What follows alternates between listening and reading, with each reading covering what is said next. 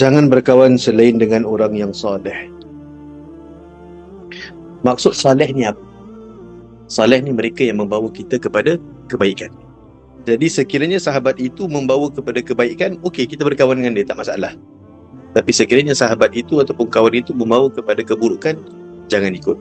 Kita jangan bersahabat dengan mereka yang membawa kepada kemungkaran. Kerana pada hari kiamat kelak, ingat, kita akan dituntut segala apa yang kita buat. Maka dengan siapa kita buat, semua tu akan dituntut oleh Allah Subhanahu Wa Taala. Maka kita nak kena elakkan.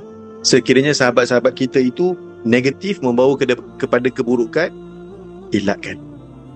Bukan bermakna sekiranya mereka itu bersahabat dengan kita, berkawan dengan kita, bila orang tu apa-apa dia nak berbual dengan kita, kita tak nak layan ke apa, tidak. Cuma kita elakkan berurusan dengan mereka. Cari alasan lah untuk tidak, supaya kita tak rapat dengan dia, tidak membawa lebih kepada keburukan lagi.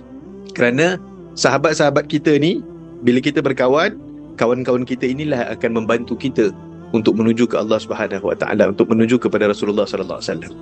Tapi kalau kita bersahabat dengan orang-orang yang tak betul lah jadinya. Kan ada sebuah hadis Rasulullah sallallahu alaihi wasallam, al-mar'u ala ma'a man ahab. Kan? Seseorang itu akan bersama siapa dia sayangi, siapa yang dia suka. Maka kalau kita sayang kepada mereka yang membawa maksiat, ia akan memudaratkan diri kita. Bersahabatlah dengan orang-orang yang beriman kepada Allah, orang yang bawa kepada kebaikan. Orang yang tak bawa kepada kebaikan, banyak perkara-perkara yang negatif kita elakkan, supaya tak menjadi keburukan ataupun tak jadi mudarat pada diri kita. Faham InsyaAllah sambung.